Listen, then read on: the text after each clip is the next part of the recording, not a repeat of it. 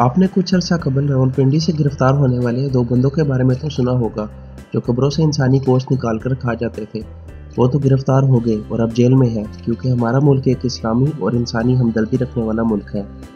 मगर आपको ये जानकर हैरानी होगी कि दुनिया में कुछ ऐसी जगह अभी भी मौजूद हैं जहाँ पर कुछ लोग ये इंसानियत से घिरा हुआ काम करते हैं। इन्हीं में से एक खोरवाई कबीला है। ये कबीला पापुआ न्यू गिनी के बॉर्डर के साथ मौजूद है और इसमें तकरीबन 3000 लोग हैं। इनके यहाँ इंसानी गोश्त खाने का रिवाज अभी तक कायम है। इनके गोश्त खाने की मुख्तलिफ वजूहात हैं। बाज़ औक़ात अगर कोई शिकारी मरता है जो तेज़ भाग सकता है, तो ये लोग उसके मरने के बाद उसकी टांगें इसलिए खा जाते हैं कि वो भी तेज़ भाग सके।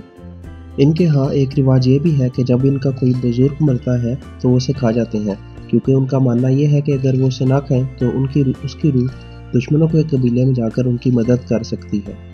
और अगर कोई किसी को कत्ल कर दे तो बदले के तौर पर मरने वाले के ख़ानदान वालों को यह हक होता है कि वो कातिल को मारे और फिर उसे खाकर अपना बदला पूरा कर लें। इनका कुछ भी मानना हो, लेकिन हकीकत यह है कि अभी तक जहालत में ज़िंदगी गुजार रहे हैं।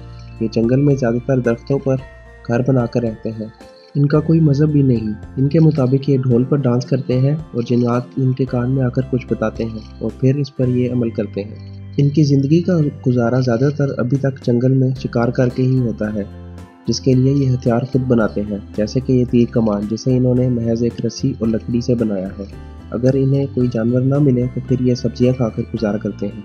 आपको ये वीडियो कैसी लगी हमें कमेंट्स में ज़रूर बताएं और हमारी वीडियो को लाइक और शेयर करें और काइंडली हमारे चैनल को सब्सक्राइब करना मत भूलिएगा। शुक्रिया।